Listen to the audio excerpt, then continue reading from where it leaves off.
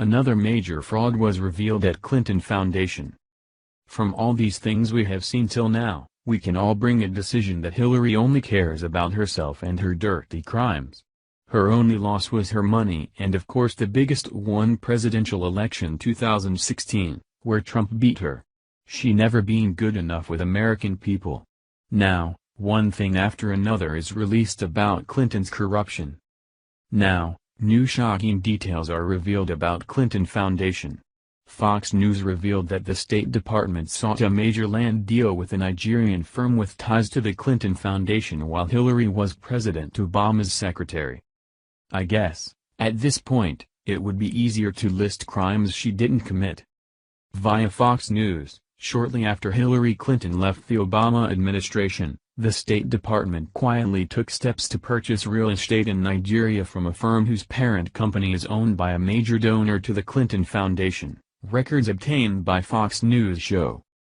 On March 20, 2013, William P. Franklin, an international realty specialist at the State Department, emailed Mary E. Davis, an American diplomat stationed in Africa, instructing her to put on post letterhead an expression of interest by the department in purchasing property at Echo Atlantic, a massive real estate development off the coast of Lagos.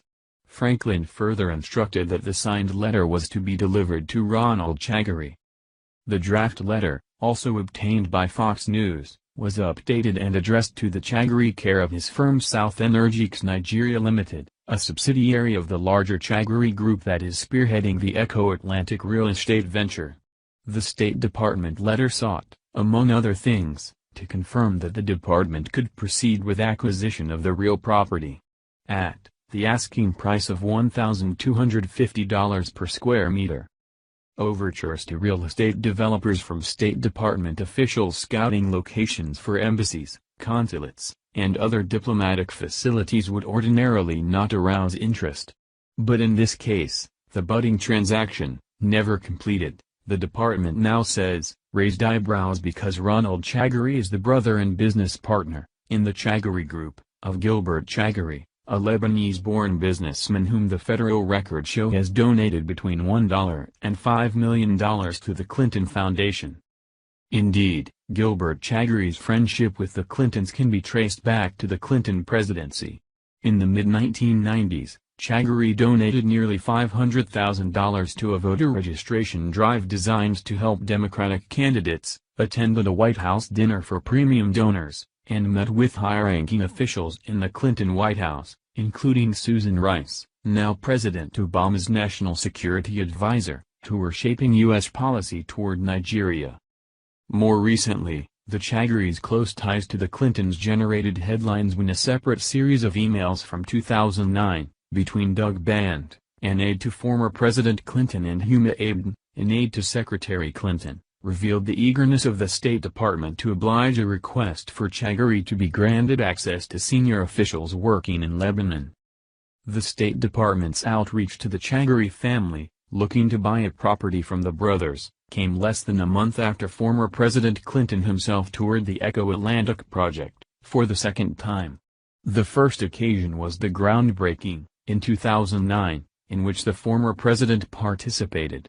By all accounts, Echo Atlantic represents a staggeringly ambitious undertaking, the dredging of millions of tons of sand from the sea floor off Victoria Island and the creation of an estimated 3.5 square miles of new land, on which the Chagoury's aim to establish what they call a 21st century city, for residential, commercial, financial and tourist development.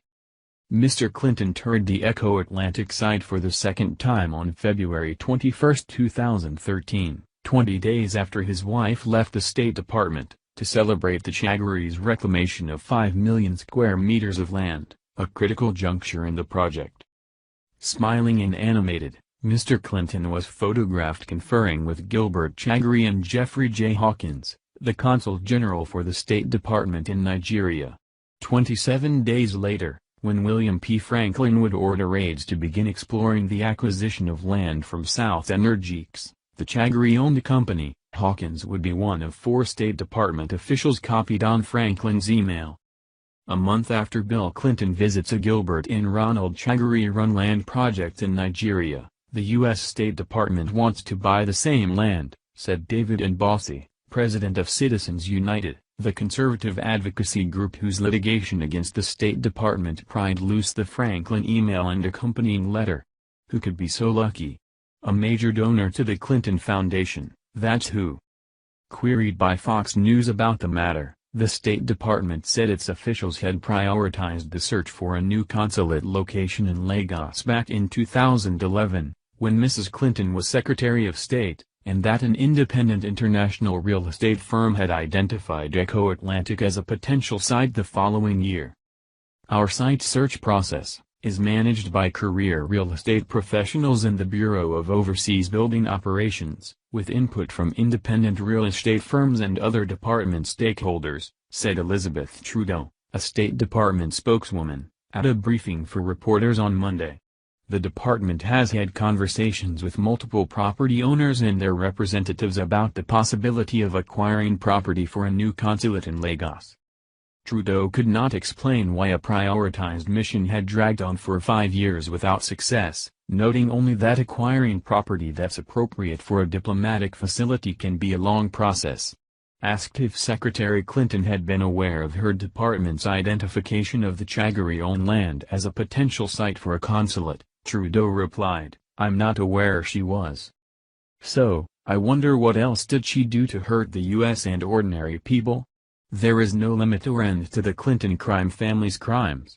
Evidently, there is more fraud and crime going on between the Clintons and Obama. Even Al Capone wouldn't qualify for their team. The corruption is endless. I mean, really, isn't it time to put a lesson in place for those politicians that believe that they are above the law? Never Hillary." Thank you for watching this video. What do you think about this? Share this on Facebook and Twitter along with your comments.